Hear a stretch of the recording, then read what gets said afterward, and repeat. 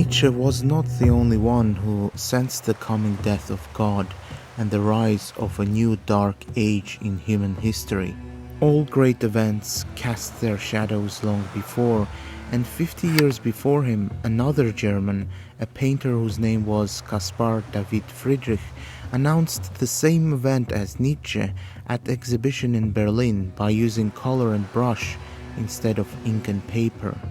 The Monk by the Sea by Caspar David Friedrich was displayed at Academy exhibition in Berlin in 1810. It was one of the most important events in the country, attended by the Prussian king Frederick William III himself, poets such as Goethe, Heinrich von Kleist, and painters such as Gerhard von Kugelgen. The dark emotions that the painting evoked shocked the visitors of the exhibition.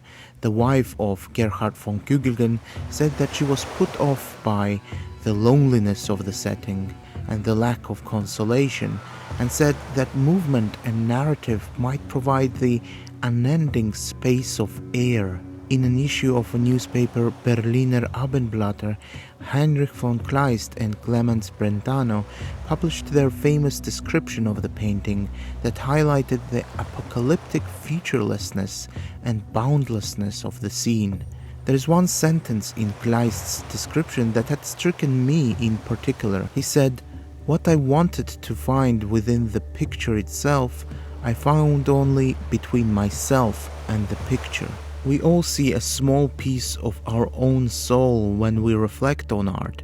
What Friedrich managed to do in his Monk by the Sea, however, is to depict how homeless and lost humankind has become with the death of God and the triumph of enlightenment. Rationality and scientific way of thinking were taking the reins of power from religion and spiritual realms, leaving an irreplaceable void. Friedrich sensed that, and he depicts that in the first figure who catches our eye when we look at this painting for the first time.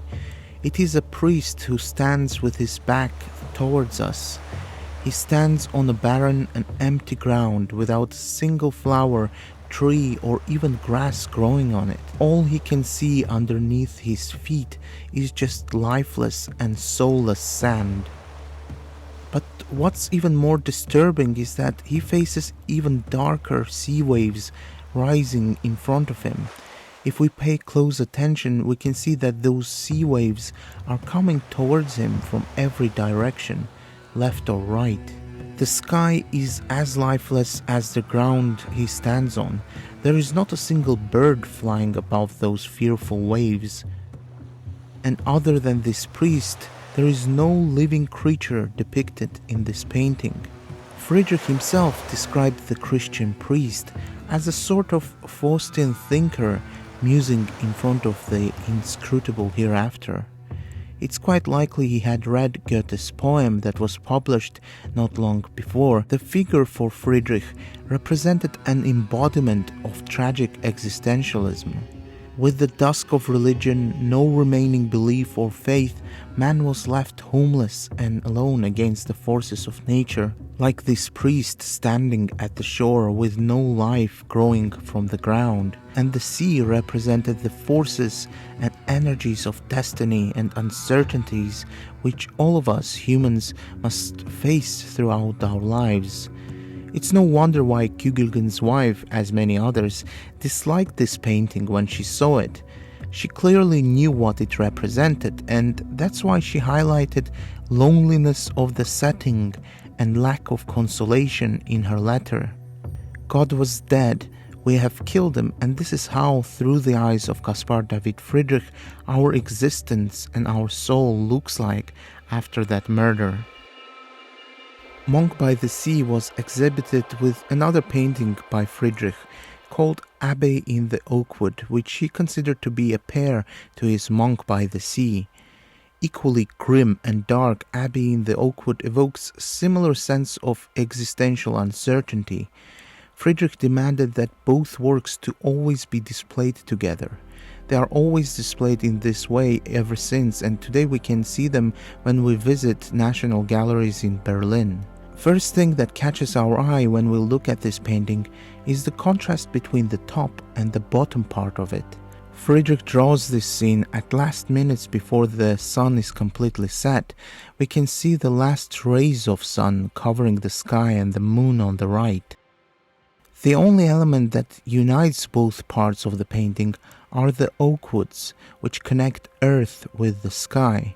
Friedrich, as many other of his 19th century contemporaries, was inspired by the philosophical ideas of German thinker Herder, who wrote that more modern and progressive we become, more anchorage we will need in our traditions, culture, and roots.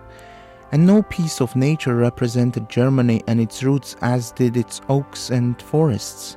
Friedrich created this painting at the time when French forces were roaming through the German lands and German people stood defenseless in the face of the enemy. We can see this defenselessness in those oaks without a single leaf growing on them. The second element that comes to our focus are the ruins of Gothic medieval Abbey at the center of the painting. Friedrich modeled it after the Eldern Abbey located in his native town of Greifswald, where he grew up. He visited his hometown not long after finishing this painting because of the death of his beloved father. They both used to visit Eldern Abbey when Friedrich was a little boy, but here in this painting, Friedrich depicts the beloved abbey standing in ruins, and not much is left of it. The nature slowly surrounds and conquers its ruins. For Friedrich, as it was for Herder, nature represented eternity. All civilizations meet their end, and nature replaces them. The ruined state of the abbey also symbolizes the broken state of once glorious Christian faith.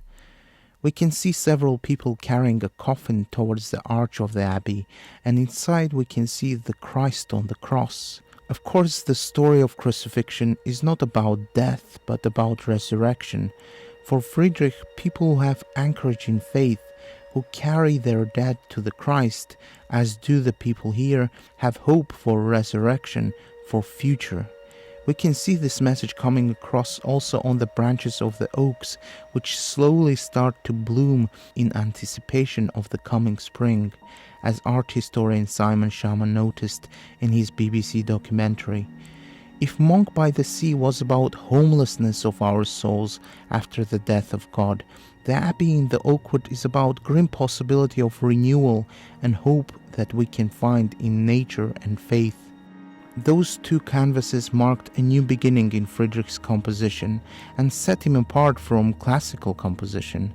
The art historian Norbert Wolff remarked that Friedrich's work began to be dominated by the elements of what he called negative beauty, the unmistakable sound of emptiness within the orchestral whole of the picture. In those two paintings, Friedrich depicted the whole spiritual, political, and philosophical condition of his time, the death of God, the decline of Christianity, the importance of our roots, ancestry, and nature.